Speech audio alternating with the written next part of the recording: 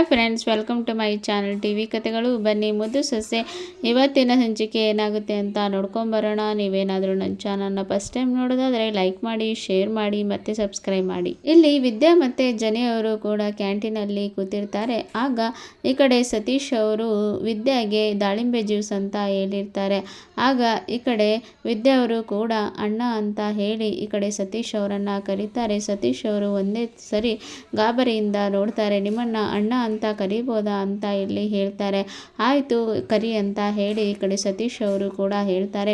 ನನಗೆ ದಾಳಿಂಬೆ ಜ್ಯೂಸಲ್ಲಿ ಐಸು ಮತ್ತು ಜಾಸ್ತಿ ಶುಗರ್ ಬೇಡ ಅಂತ ಇಲ್ಲಿ ಹೇಳ್ತಾರೆ. ಆಯಿತು ಅದನ್ನೇ ತರೋಣ ಅಂತ ಹೇಳಿ ಸತೀಶ್ ಅವರು ಕೂಡ ಇಲ್ಲಿ ಹೇಳ್ತಾ ಇರ್ತಾರೆ. ಮತ್ತು ಜನಿಯವರು ಕೂಡ ನೀನು ಯಾಕೆ ಅವನು ನಿನ್ನ ಫ್ರೆಂಡ್ ಅಲ್ಲ, ಯಾಕೆ ಅಣ್ಣ ಅಂತ ಹೇಳಿ ಕರೆದೆ ಅಂತ ಇಲ್ಲಿ ಕೇಳ್ತಾ ಇರ್ತಾರೆ. ನನಗೆ ಯಾಕೋ ಅವರನ್ನು ಅಣ್ಣ ಅಂತ ಕರಿಬೇಕು ಅಂತ ಅನ್ನಿಸ್ತು, ಅದಕ್ಕೆ ಕರೆದೆ. ನನಗೆ ಸ್ವಂತವಾಗಿ ಅಣ್ಣ ಇಲ್ಲದೇ ಇರ್ಬೋದು, ಆದರೆ ಇವರೇ ನನಗೆ ಅಣ್ಣನ ಸ್ಥಾನದಲ್ಲಿ ಇದ್ದು ಪ್ರೀತಿಯನ್ನು ಕೊಡ್ತಾ ಇದ್ದಾರೆ. ಆದ್ದರಿಂದ ನನಗೆ ಕರಿಬೇಕು ಅನ್ನಿಸ್ತಾ ಇತ್ತು, ಕರಿದೆ ಅಂತ ಇಲ್ಲಿ ಹೇಳ್ತಾ ಇರ್ತಾರೆ. ಆಗ ಜನಿ ಅವರು ಆಯಿತು ನಿನ್ನ ಇಷ್ಟ ಬಂದಂಗೆ ನೀನು ಕರ್ಕೋ, ಆದರೆ ನನಗೆ ಈಗ ಈ ಟಾಪಿಕ್ ಬಗ್ಗೆ ನನಗೆ ಎಕ್ಸ್ಪ್ಲೇನ್ ಮಾಡು ಅಂತ ಹೇಳಿ ಹೇಳ್ತಾ ಇರ್ತಾರೆ.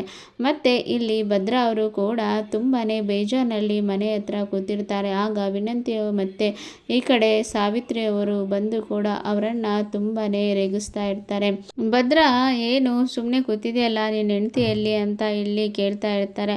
ಆಗ ಅವರು ಎಲ್ಲ ಕಾಲೇಜಿಗೆ ಹೋಗಿದ್ದಾರೆ ಅಂತ ಇಲ್ಲಿ ಹೇಳಿದಾಗ ಯಾವ ಕಾಲೇಜಿಗೆ ಹೋಗಿದ್ದಾಳ, ಹಟ್ಟಿಯಿಂದ ನಮ್ಮ ಮನೆಯವರು ಯಾರು ಕೂಡ ಕಾಲೇಜಿಗೆ ಹೋಗಬಾರ್ದಲ್ಲ ಅಂತ ಇಲ್ಲಿ ಹೇಳ್ತಾ ಇರ್ತಾರೆ. ಮತ್ತು ಅಲ್ಲಿ ಕೂಡ ಅವರಿಗೆ ಬೇಕಾದವರ ಜೊತೆ ಅವರು ಸಂತೋಷವಾಗಿ ಇದ್ದಾರೆ, ಆದ್ದರಿಂದ ಅವರು ಹಟ್ಟಿಯಿಂದ ಮನೆಯನ್ನು ಬಿಟ್ಟು ಕಾಲೇಜಿಗೆ ಹೋಗ್ತಾ ಇದ್ದಾರೆ ಅಂತ ಹೇಳಿ ಈ ಕಡೆ ಅಮ್ಮ ಮಗಳು ಮಾತಾಡ್ತಿರುವಾಗ ಭದ್ರನಿಗೆ ತುಂಬಾ ಕೋಪ ಬರುತ್ತೆ.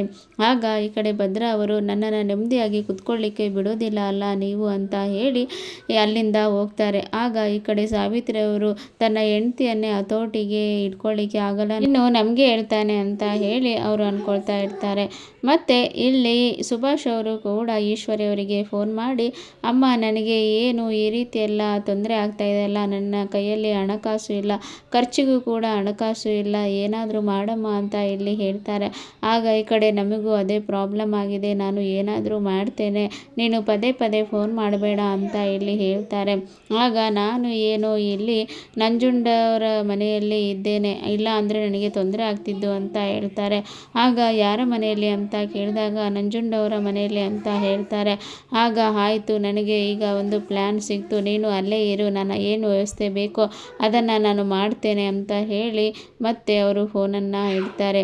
ಮತ್ತು ಈ ಕಡೆ ಕಣ್ಮಣಿಯವರು ಕೂಡ ತುಂಬಾ ಬೇಜಾರಿನಲ್ಲಿ ಅವರು ಹೋಗ್ತಾ ಇರ್ತಾರೆ. ಕಾರಿಂದ ಹಿಡಿದು ಪಬ್ಬಿಗೆ ಅಂತ ಕರ್ಕೊಂಡು ಹೋಗ್ತಾರೆ. ಆಗ ಡ್ರೈವರ್ ಅವರು ಅಮ್ಮ ನೀವು ಇಲ್ಲಿಗೆಲ್ಲ ಹೋಗಬಾರ್ದು, ನಿಮ್ಮ ತಂದೆಯವರ ಗೌರವಕ್ಕೆ ಧಕ್ಕೆ ಬರ್ತದೆ ಅಂತ ಇಲ್ಲಿ ಹೇಳ್ತಾರೆ. ಆಗ ಅವರ ಗೌರವಕ್ಕೆ ಧಕ್ಕೆ ಬರ್ತದಂತ ಹೇಳಿ ನಾನು ಇದನ್ನೆಲ್ಲ ಎಂಜಾಯ್ ಮಾಡದೆ ಇರೋಕ್ಕಾಗುತ್ತಾ, ನಾನು ಹೋಗ್ತೇನೆ ಅಂತ ಹೇಳಿ ಕಣ್ಮಣಿಯವರು ಹೋಗ್ತಾರೆ. ಮತ್ತು ಅಲ್ಲೇ ಕೂಡ ಪಬ್ನ ಹತ್ರ ಸುಭಾಷ್ ಅವರು ಕೂಡ ನಿಂತಿರ್ತಾರೆ. ಸುಭಾಷ್ ಅವರು ಕಣ್ಮಣಿಯನ್ನು ನೋಡ್ತಾರೆ, ಇವಳೇನು ಇಲ್ಲಿ ಬಂದಿದ್ದಾಳೆ ಅಂತ ಹೇಳಿ ಹಿಂಬಾಲಿಸ್ಕೊಂಡು ಹೋಗ್ತಾರೆ. ಈ ವಿಷಯನ ಹೇಗಾದರೂ ಮಾಡಿ ಅಮ್ಮನಿಗೆ ತಿಳಿಸ್ಬೇಕು ಅಂತ ಹೇಳಿ ಈಶ್ವರಿ ಅವರಿಗೆ ಫೋನ್ ಮಾಡ್ತಾರೆ. ಆಗ ಈಶ್ವರಿ ಅವರು ಫೋನನ್ನು ಸುಭಾಷ್ ನೀನು ಪದೇ ಪದೇ ಹಣಕ್ಕಾಗಿ ನೀನು ಫೋನ್ ಮಾಡಬೇಡ ಅಂತ ಹೇಳಿಲ್ವ, ಯಾಕೆ ಹಿಂಗೆ ತೊಂದರೆ ಕೊಡ್ತಿದ್ಯಾ ಅಂತ ಇಲ್ಲಿ ಹೇಳ್ತಾರೆ. ಆಗ ನಾನು ಅದಕ್ಕಲ್ಲಮ್ಮ ಫೋನ್ ಮಾಡಿದ, ಒಂದು ಇಂಪಾರ್ಟೆಂಟ್ ವಿಷಯ ಹೇಳಲಿಕ್ಕೆ, ಕಣ್ಮಣಿ ಪಬ್ಬಿಗೆ ಬಂದಿದ್ದಾಳೆ ಅಂತ ಇಲ್ಲಿ ಹೇಳ್ತಾರೆ. ಆಗ ನೀನು ಕೂಡ ಹಾಗಾದರೆ ಪಬ್ಬಲ್ಲಿದೆಯಾ ಅಂತ ಇಲ್ಲಿ ಹೇಳ್ತಾರೆ. ನಂದು ಬಿಡಮ್ಮ, ಅವಳು ಪಬ್ಬಿಗೆ ಯಾಕೆ ಬಂದಿದ್ದಾಳೆ ಅಂತ ಹೇಳಿ ಹೇಳ್ತಾ ಇರ್ತಾರೆ. ಆಗ ನಾವು ಕೂಡ ಈ ವಿಷಯನ ಯೋಚನೆ ಮಾಡಬೇಕಾದದ್ದೇ, ಆ ಶಿವರಾಮೇಗೌಡ ನನ್ನ ಮಕ್ಕಳಿಗೆ ಮಾತ್ರ ಏನೇ ಅಲ್ಲಿ ಇಲ್ಲಿ ಅಂತ ಹೇಳಿ ಕತೆ ಕಟ್ತಾನೆ, ಆದರೆ ಇವರ ಮಕ್ಕಳೀಗ ಹಾಳಾಗ್ತಿರೋದನ್ನು ನೋಡಿ ಅವನು ದುಃಖ ಪಡಬೇಕು. ಈ ವಿಷಯನ ನೀನು ಒಂದು ಕೆಲಸ ಮಾಡು, ಯಾರ ಕೈಯಲ್ಲಾದರೂ ಡ್ರಗ್ಸ್ ಕೊಟ್ಟು ಒಳಗೆ ಕಳಿಸು, ಮತ್ತು ಅದನ್ನು ನಿನ್ನ ಫ್ರೆಂಡ್ ಮೀಡಿಯಾದಲ್ಲಿ ಬರೋ ಹಾಗೆ ಮಾಡು, ಮತ್ತು ನಾವು ಅವನನ್ನು ಬಿಡಿಸ್ಕೊಂಡು ಬರ್ತೇವೆ ಅಂತ ಹೇಳಿ ಅವನನ್ನು ಕಳಿಸಿ, ಮತ್ತು ಕಣ್ಮಣಿಯು ಕೂಡ ಡ್ರಗ್ಸ್ ಮಾಫಿಯಾದಲ್ಲಿ ಇದ್ದಾಳೆ ಅಂತ ಹೇಳಿ ಟಿವಿಯಲ್ಲಿ ನ್ಯೂಸ್ ಆಗಬೇಕು. ಇದನ್ನೆಲ್ಲ ನಾನು ಟಿವಿಯಲ್ಲಿ ಬರೋದನ್ನು ಮತ್ತು ಆ ಶಿವರಾಮೇಗೌಡರು ಮಕ್ಕಳು ಹಾಳಾಗ್ತಿರೋದನ್ನು ನಾನು ಕಣ್ಣಾರೆ ನೋಡಿ ಸಂತೋಷ ಪಡಬೇಕು ಅಂತ ಹೇಳಿ ಈಶ್ವರಿ ಅವರು ಅಂದ್ಕೊಳ್ತಾ ಇರ್ತಾರೆ. ಹಾಗೆ ಈ ಕಡೆ ಸುಭಾಷ್ ಅವರು ಆಯ್ತಮ್ಮ ಹಾಗೆ ಮಾಡ್ತೇನೆ ಅಂತ ಹೇಳಿ ಸುಭಾಷ್ ಅವರು ಕೂಡ ಅಂದ್ಕೊಳ್ತಾರೆ. ಮತ್ತು ಭದ್ರೇಗೌಡ ಅವರು ತುಂಬಾ ಬೇಜಾರಲ್ಲಿ ಇರ್ತಾರೆ. ಮನೆಯಲ್ಲೇ ಕೂಡ ಎಲ್ಲ ಡ್ರಿಂಕ್ಸನ್ನು ತಂದಿರ್ತಾರೆ. ಮತ್ತು ವಿದ್ಯಾ ಅವರು ಕೂಡ ಒಂದು ಸೈಡಿನಲ್ಲಿ ಓದ್ಕೊಳ್ತಾ ಕೂತ್ಕೊಂಡಿರ್ತಾರೆ. ಹಾಗೆ ಡ್ರಿಂಕ್ಸ್ ಕುಡಿತಾ ಇರುವಾಗ ವಿದ್ಯಾ ಅವರು ಬಂದು, ಏನು ಅಟ್ಟಿಯಲ್ಲಿ ತಂದು ಈ ರೀತಿ ಎಲ್ಲ ಕುಡಿತಾ ಇದ್ದೀರಾ ಅಂತ ಇಲ್ಲಿ ಹೇಳ್ತಾರೆ. ಇದು ನನ್ನಿಷ್ಟ, ನನ್ನ ಮನೆ ಅಂತ ಹೇಳಿ ಭದ್ರೇಗೌಡರು ಹೇಳ್ತಾ ಇರ್ತಾರೆ. ಹಾಗೆ ಇದು ನನ್ನ ಮನೆಯೂ ಕೂಡ ಅಂತ ಹೇಳಿ ವಿದ್ಯಾ ಅವರು ಹೇಳ್ತಾ ಇರ್ತಾರೆ. ಹಾಗೆ ಭದ್ರಾ ಅವರು ಕೂಡ ತುಂಬಾ ಕೋಪ ಬಂದು, ಅಟ್ಟಿಯಲ್ಲಿ ಇದೆಲ್ಲ ಮಾಡಂಗಿಲ್ವಾ, ನಿನ್ನ ಲಾಯರ್ಗೆ ಫೋನ್ ಮಾಡಿ ಕೇಳು, ಏನಾದರೂ ರೂಲ್ಸ್ ಇದ್ದರೆ ಹೇಳು, ನಾನು ಜೈಲಿಗೆ ಹೋಗಿ ಬರ್ತೇನೆ, ಮಾಡು, ನಿನ್ನ ಲಾಯರ್ಗೆ ಫೋನ್ ಮಾಡು ಅಂತ ಹೇಳಿ ರೇಗಿಸ್ತಾ ಇರ್ತಾರೆ. ಮತ್ತು ವಿದ್ಯಾವರಿಗೆ ಕೂಡ ಸಡನ್ ಆಗಿ ವಾಮಿಟಿಂಗ್ ಬರುತ್ತೆ. ಅವರು ಹೊರಗಡೆ ಹೋಗಿ ವಾಮಿಟ್ ಮಾಡಲಿಕ್ಕೆ ಅಂತ ಹೋಗ್ತಾ ಇರ್ತಾರೆ. ಮತ್ತು ಅದೇ ಸಮಯಕ್ಕೆ ಈ ಕಡೆ ಅಜ್ಜಿ ಮತ್ತು ಚಂಪಾ ಅವರು ಕೂಡ ಬರ್ತಾ ಇರ್ತಾರೆ. ಭದ್ರೇಗೌಡರು, ಏನು ಸುಮ್ಮನೆ ನಾನೇ ಕುಡ್ದವನು ಸುಮ್ಮನೆ ಇದ್ದೀನಿ, ಇವಳು ಯಾಕೆ ವಾಮಿಟ್ ಮಾಡ್ತಾ ಇದ್ದಾಳೆ ಅಂತ ಹೇಳಿ ಹೊರಗಡೆ ಬಂದು ನೋಡ್ತಾ ಇರ್ತಾರೆ. ತುಂಬ ಓವರಾಗಿ ಆ್ಯಕ್ಟ್ ಮಾಡಬೇಡ್ರಿ ಅಂತ ಹೇಳಿ ಹೇಳ್ತಾ ಇರ್ತಾರೆ. ಅಂದರೆ ವಿದ್ಯಾ ಅವರು ಪ್ರೆಗ್ನೆಂಟ್ ಇರೋ ಕಾರಣದಿಂದ ಅವರಿಗೆ ವಾಮಿಟಿಂಗು, ತಲೆ ಸುತ್ತು ಕೂಡ ಬಂದುಬಿಡುತ್ತೆ.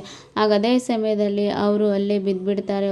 ನಾನು ಇದೆಲ್ಲ ಬಿಡಲಿಕ್ಕೆ ನೀವು ಆ್ಯಕ್ಟ್ ಮಾಡ್ತಾ ಇದ್ದೀರಾ ಅಂತ ಹೇಳಿ ಭದ್ರೇಗೌಡರು ಅಂತ ಇರ್ತಾರೆ. ಆದರೆ ಮತ್ತೆ ಅವರು ಎಷ್ಟೊತ್ತಾದರೂ ಕೂಡ ಅವರು ಹೇಳೋದಿಲ್ಲ. ಆಗ ಈ ಕಡೆ ಚಂಪಾ ಅವರು ಕೂಡ ವಿದ್ಯಕ್ಕ ಅಂತ ಹೇಳಿ ಅಲ್ಲಿ ಓಡಲಿಕ್ಕೆ ಅಂತ ಬರ್ತಾರೆ. ಆಗ ಅಜ್ಜಿಯವರು, ನೀನು ಹೋಗಬೇಡ, ಭದ್ರೇಗೌಡ ಏನು ಮಾಡ್ತಾನೆ ನೋಡೋಣ, ಸುಮ್ಮನಿರು ಅಂತ ಇಲ್ಲಿ ಹೇಳ್ತಾರೆ.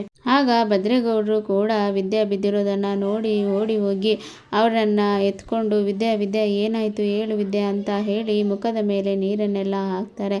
ಆಗ ಈ ಕಡೆ ವಿದ್ಯಾ ಅವರು ಕೂಡ ಹೇಳೋದೇ ಇಲ್ಲ. ಆಗ ಒಳಗೆ ಕರೆದುಕೊಂಡು ಹೋಗಿ ಅವರನ್ನು ಮಲಗಿಸಿ ಹಾಗೆ ಅವರಿಗೆ ಫ್ಯಾನ್ ಎಲ್ಲ ಹಾಕಿ ಅವರನ್ನು ರೆಸ್ಟ್ ಮಾಡಲಿಕ್ಕೆ ಅಂತ ಬಿಡ್ತಾರೆ. ಹಾಗೆ ಈ ಕಡೆ ಭದ್ರೇಗೌಡರು ತುಂಬಾ ಟೆನ್ಷನಲ್ಲಿ ಇರ್ತಾರೆ. ಮತ್ತು ಅಜ್ಜಿಯವರು ಮತ್ತು ಚಂಪಾ ಅವರು ಅವರಿಬ್ಬರನ್ನು ನೋಡಿ ತುಂಬಾ ಖುಷಿಯಿಂದ ಇರ್ತಾರೆ. ವಿದ್ಯಾ, ಏನಾಯಿತು ಹೇಳು, ಇನ್ನು ಮುಂದೆ ನನ್ನ ಮನೆಯಲ್ಲಿ ಕುಡಿಯೋದಿಲ್ಲ ಅಂತ ಹೇಳಿ ಅಂದ್ಕೊಳ್ತಾ ಇರ್ತಾರೆ. ಮತ್ತು ಅಜ್ಜಿ ಚಂಪಾ ನೋಡಿ ತುಂಬಾ ನಗ್ತಾ ಇರ್ತಾರೆ. ಮತ್ತು ಭದ್ರನಿಗೂ ವಿದ್ಯಾ ಮೇಲೆ ಲವ್ ಸ್ಟಾರ್ಟ್ ಆಗುತ್ತೆ ಅಂತಲೇ ಹೇಳ್ಬೋದು. ಇಲ್ಲಿನವರೆಗೆ ಇವತ್ತಿನ ಸಂಚಿಕೆ. Thank you for watching.